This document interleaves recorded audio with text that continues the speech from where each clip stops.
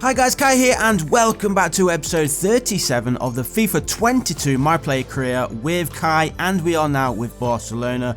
We've started off fairly well, but we have recently changed our position to finally being the main striker, but of course we're going to take some time to get in that starting 11 now that we have switched position.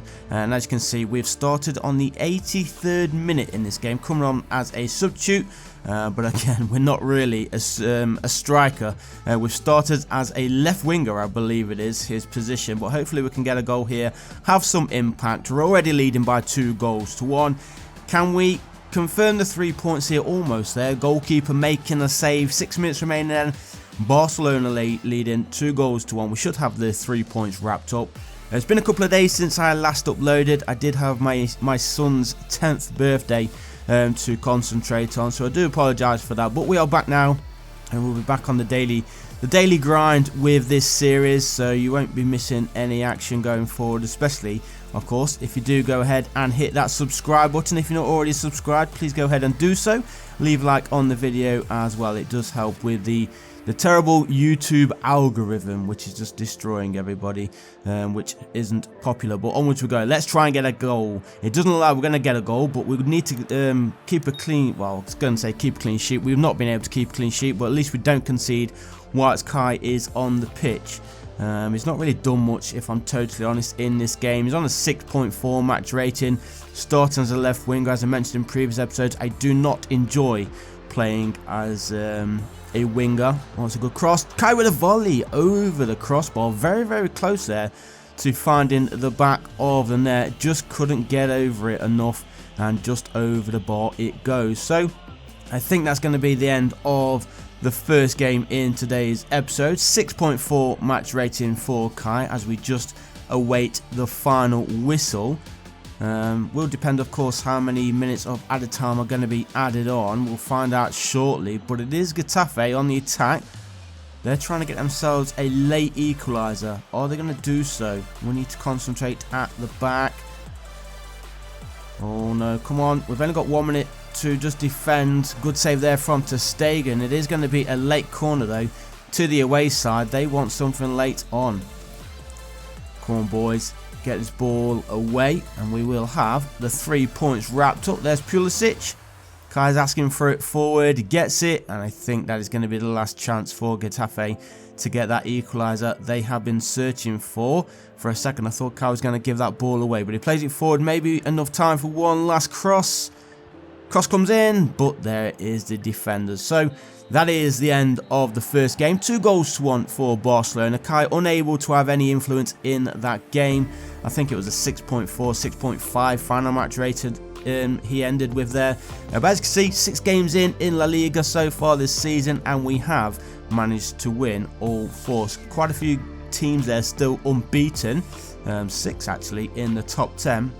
So you can tell there's going to be a tough season ahead. We've started the best though, so onwards we go. And another 2-1 scoreline as we are being brought on with just under 15 minutes remaining. Alphonso Davies, who is playing as a striker, comes off. So is Kai a striker? He is. So let's see. Now Kai is a striker. If we can get ourselves a goal. Obviously playing as a striker now, we need to start scoring goals to get the edge on Alphonso Davies, who keeps getting the nod ahead of us. Well, right now it's Levante on the attack, looking to get themselves a late equaliser, which Getafe failed to do in that last game. Hopefully Levante failed to do so as well. We are playing in our away strip once more, and Kai just dropping a little bit deep there, getting into his usual midfield roles. He's got to remember he needs to stay forward. He is a striker. He has come on as a striker. And Getafe bringing on Ivan Toney. Very, very interesting there. And we just need to concentrate at the back. Again, Kai's not really had much influence on this game. There is Ivan Toney.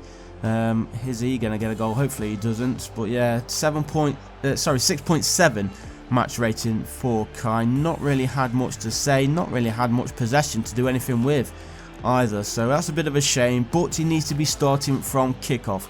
So hopefully with these little substitutions, appearances that Kai's coming on, we can have at least one where we do manage to get ourselves a good performance, get a goal or two, and then get the nod for a starting role. Hopefully we see that before the end of today's episode, but it's just not worked out for Kai so far in the first 2 games, and now we just await the final whistle. It will be another 3 points though for Barcelona, so that's going to make it 7 wins out of 7 games in La Liga. And oh, come on, referee. He would have been going through there one-on-one with a goalkeeper and probably, I'd say, would have buried that one. But the final whistle did blow, and that's going to take us into midweek.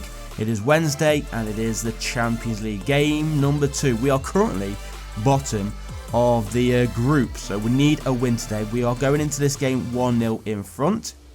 Christian Pulisic goes off. Kai, number 52, coming on, starting on the right side of the wing. So a right winger then for Kai. Just over half an hour remaining. We need to hold on. Once more playing in this away kit. I'm not a big fan of this away kit, I have to say. We could have played in a home kit here against Galatasaray. Kai charging down that far side. Is he going to get the ball in? No, he is not. That one's kept in play just by the goalkeeper. And Frankie de Jong steals it. Kai asking for it just outside the 6-yard box, but the defender was quickest on it, just a little bit taller than Kai. Still Barcelona though on the attack. Here is Kai, sees the run on this near side, goes back centrally though, and a chance, and there is the first goal since Kai's come on, and Barcelona do double their lead here. An hour played, Galatasaray 0, Barcelona 2, Tammy Abraham. He is the goal scorer here then, getting the second goal of the match. Good build-up play there by Barcelona, very, very patient, good little through ball, a hint of offside there as he played through, but he was on. And in fact, that was Tammy Abraham's last action of the game, as he is replaced for Ansu Fati. And here is Kylian, 6.6 for him. Again, a quiet first start since coming on as a substitute, and what on earth was that there? What was that? Was that a cross? Was that a shot? Carvajal just taps it out of play for a goal kick. There is going to be a change here for the home team. Hopefully he doesn't come on to cause us any issues. 6.8 match rating for Kai. Ansu Fati plays that one inside. He's going to get it back. He could have made the run there down the wing. Alphonso Davies, and now Kai. Hey, there we go. Just over 20 minutes remaining on the clock, and Kai has come on and got himself the first goal for himself in quite a while actually. So it's nice to see him getting himself on the score sheet, and I think the first time he's come on to score as a striker for Barcelona. So it's nice to see. Barcelona should be taking the 3 points here then with that goal. Nicely ran through there, nicely played through as well from his teammate. I'm not sure who it was actually, but 7.9 match rating for Kai, as Galatasaray try and get themselves a consolation goal late on, and almost going through there, but thankfully the defender was first there. And now we need to push forward. 10 minutes remaining. Let's try and get ourselves a fourth. It would be nice if Kai can get a goal as well.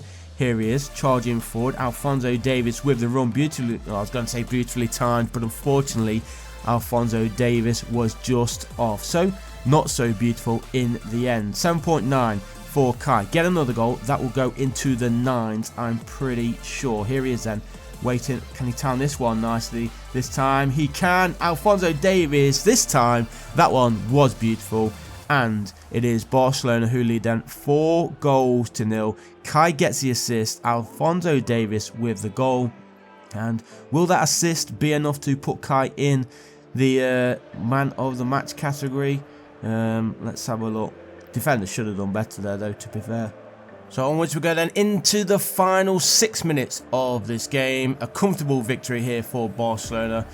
We were, bottom of the group stage after losing against Borussia Dortmund in that opening game of the Champions League. That's a good ball over the top there from Kai.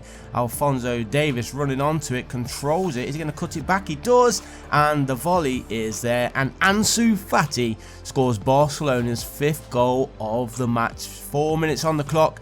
5-0. A fantastic performance here from Barca.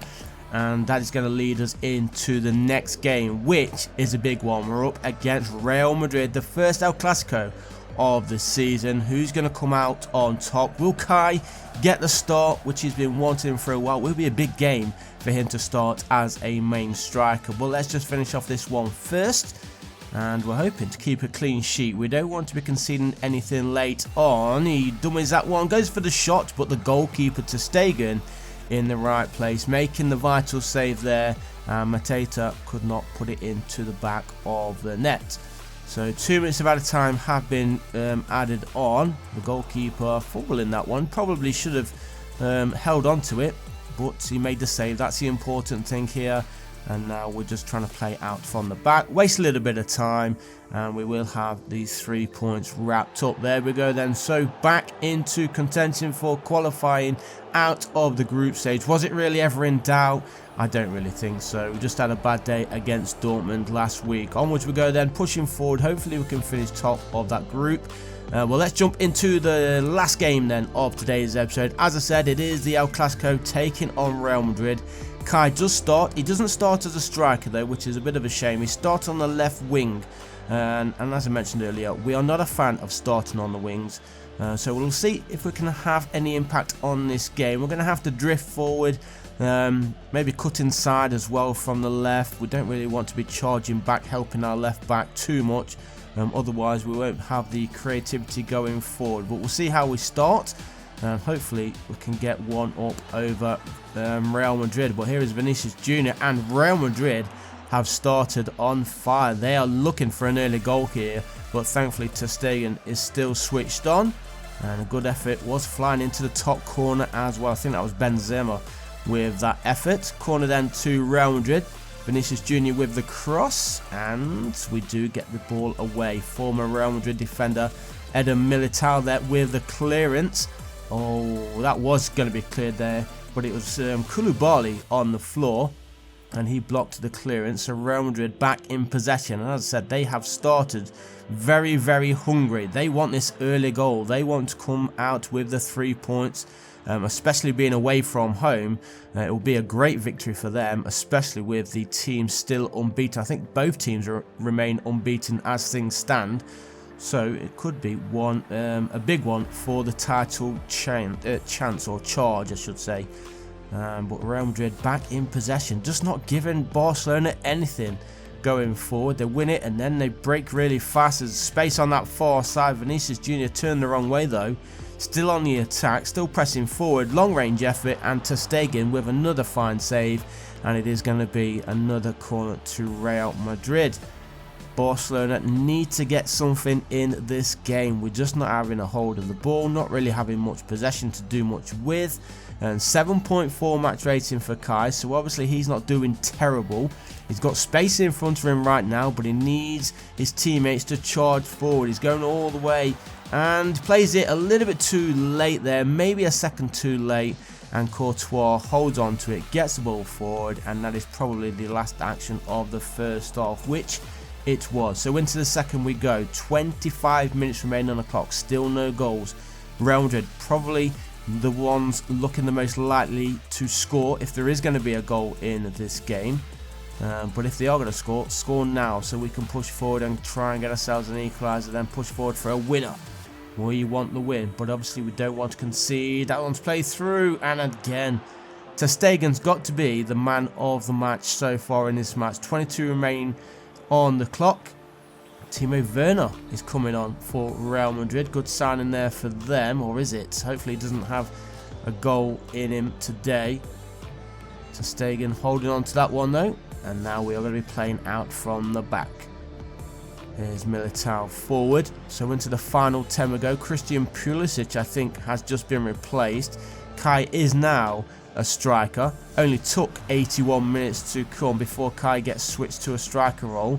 Is it going to be enough time for him to have a goal in him though? That is the question. There he is, more centrally, which is where he's wanted to have been playing for the most of the game. Unfortunately, not to be able to do so, and we have gone behind. You can see the Barcelona players dropping to their feet. Who is it? It's Valverde who has scored the opening goal. Then it took, what, 83 or 84 minutes on the clock for the deadlock to be broken. Well, look at that. Why? I've noticed that I've mentioned it before as well in previous episodes.